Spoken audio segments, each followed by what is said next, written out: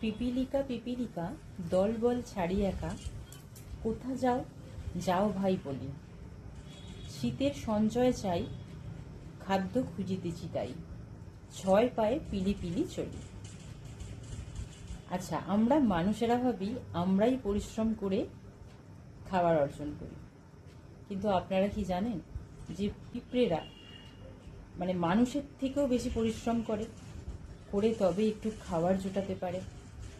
প্রকৃতির এই পশু পাখি ছোট ছোট পিঁপড়েরা পর্যন্ত কত কষ্ট করে খাবার জোগাড় করে। এরা ঈশ্বরের প্রসেসটাকে অ্যালাইন করে। পরিস্থিতি যাই থাক না কেন, এরা এই পরিস্থিতিকে মেনে নিতে পারে, মেনে নিয়ে প্রকৃতির উপর সব ছেড়ে দেয়।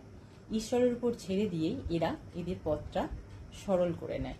আর আমরা মানুষেরা পরিস্থিতিকে ঝট করে মেনে নিতে পারি না। যত কঠিন পরিস্থিতি আপনাদের জীবনে থাক না কেন, এটাকে অ্যালাইন করুন, এটাকে মেনে নিন, মেনে নিয়ে এগোন, ঈশ্বরের উপর ছাড়ুন, বিশ্বাসটা ঈশ্বরে রাখুন, তারপর নিজেদের কর্ম করে যান। কারণ খাবারের জন্য পরিশ্রম করতেই হয়, এটা নিয়ম, এটা সংসারের নিয়ম। কারণ আমরা এখানে কর্ম করতে এসেছি। আপনারা যদি ফ্রিতে কখনো কারোর কাছ থেকে নেন, সেটাও কিন্তু এখানে আপনাকে দিয়ে যেতে হবে, না দিয়ে কোথাও যেতে পারবেন না। কখনো চেষ্টা করবেন ফ্রিতে খাবেন না, ফ্রিতে নেবেন না। একটা প্রসেস আপনাদেরকে বলি, আপনাদের জীবনে পরিশ্রম আছে, হ্যাঁ আপনারা অনেক পরিশ্রম করেন, কিন্তু আপনাদের পরিশ্রমে সেরকমভাবে আপনারা রেজাল্ট পান না, ডিলের উপর ডিলে হয়, মানে টাকা পয়সা সেভাবে আসে না। এই যে প্রকৃতির এই ছোট্ট ছোট্ট এই চিটি পিঁপড়ে, এদেরকে আপনারা খাওয়াতে পারেন। এদেরকে খাওয়ালে কি হয়, আপনাদের পরিশ্রম কমে যায়। পরিশ্রম কমের ফলে কি হয়, পিঁপড়েদের যদি পরিশ্রম আপনারা তাদেরকে চিনি খাইয়ে, দানা খাইয়ে, চিনিটাকেই আমি দানা বলছি, অবশ্যই আলাদা কোনো দানা ওরা খায় না, তো এদেরকে যদি চিনি খাওয়ান আপনারা, তো এরা আপনার পরিশ্রম কমিয়ে দেয়, কারণ এদের পরিশ্রম কমে যায়। আর ঈশ্বর আপনাদের এই সৎ কর্ম দেখে না। কিছু পাওয়ার জন্য অবশ্যই এদের দিকে যাবেন না, কারণ যদি মনে করেন যে আমরা শুধু পাওয়ার জন্য মানে যাব, তাহলে এটা ভুল করবেন। পাওয়ার জন্য একদম যাবেন না, মন থেকে ভালোবেসে এদেরকে খাবার দিন, কারণ এরা সত্যি একটু খাবারের জন্য অনেক পরিশ্রম করে।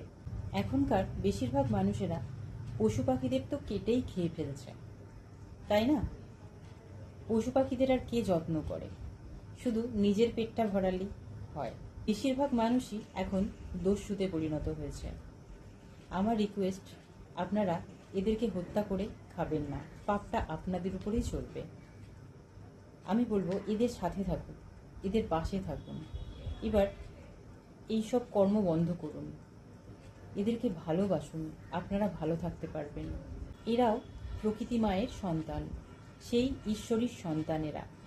এদেরকে ভালো রাখা আমাদের কর্তব্য, আমাদের মানুষেদের দায়িত্ব। ঈশ্বর এদেরকে আমাদের জন্যই পাঠিয়েছেন, কিন্তু আমরা এদের উপর অন্যায় করছি। এরাও ঈশ্বরের থেকে একটা আয়ু নিয়ে এসছে এখানে বাঁচার জন্য, এখানে থাকার জন্য, আর আমরা সেইটুকু নিয়ে ওদেরকে বাঁচার স্বাধীনতা দিতে পারছি না। তাহলে মানুষের স্বাধীনতা থাকবে কি করে বলুন তো? আপনারা এগুলো একটু ভেবে দেখেন না, এবার থেকে এগুলো একটু ভাবুন। কারণ এরা ভালো থাকলে আপনি ভালো থাকবেন, আর এরা না ভালো থাকলে এটাই গোটা পৃথিবী বিনাশের কারণ হয়ে দাঁড়ায়। তাই আমার রিকোয়েস্ট যে আপনারা মন থেকে এদেরকে ভালোবাসুন, মন থেকে ভালোবাসুন, এদের পাশে থাকুন। আর এদেরকে ভালোবাসা মানে সাক্ষাৎ ঈশ্বরের সেবা করা, ঈশ্বরকে ভালোবাসা, ঈশ্বরের আশীর্বাদ আপনারা এদের থেকেই পেতে পারবেন। কর্ম এমন করুন যাতে করে আপনাদের জেনারেশনের উপর জেনারেশন মনে রাখে। এমন ভালো মানুষ, এত পবিত্র আপনারা হয়ে যান, পবিত্রতায় ভরে দিন নিজেদের, এত পবিত্রতায় ভরে দিন, এত ভালো মানুষ হয়ে যান যে মানে গোটা পৃথিবীর মানুষেরা আপনাদেরকে মানে আপনাদের মধ্যে যতজনই তৈরি হন না কেন, মানে গোটা পৃথিবীর মানুষ যাতে আপনাদের একটা ঝলক দেখার জন্য, বলে না সেই হিন্দিতে, তেরস জাতি মানে আপনাদের দেখার জন্য তরসাবে। এত ভালো মানুষ হয়ে যাওয়ার চেষ্টা করুন যে যাতে সকলে আপনাদের মতো মানুষকে পাশে চায়। একটা ঝলক আপনাদের দেখতে পেলে মন ভরে যায় তাদের। আপনাদের ঊর্জা এমন তৈরি করে ফেলুন, যেখানে দাঁড়াবেন সেখানে শান্তি তৈরি করে ফেলবেন। আমার তো এটাই উদ্দেশ্য, আমি তো এটাই চাই। এখনকার ভালো মানুষ আর আছে কোথায়? ভালো মানুষ তো পুরোপুরি হারিয়েছে। তাই আমার রিকোয়েস্ট এগুলো, সৎ কর্মের কোনো বিকল্প নেই। তাই মনের ধনী হয়ে উঠুন আপনারা। আমি বলবো, টাকা থাক নাই থাক, এই হৃদয় থেকে যদি ধনী থাকেন না, ঈশ্বরের কাছে এর থেকে বড় আশীর্বাদ আর কিচ্ছু হয় না।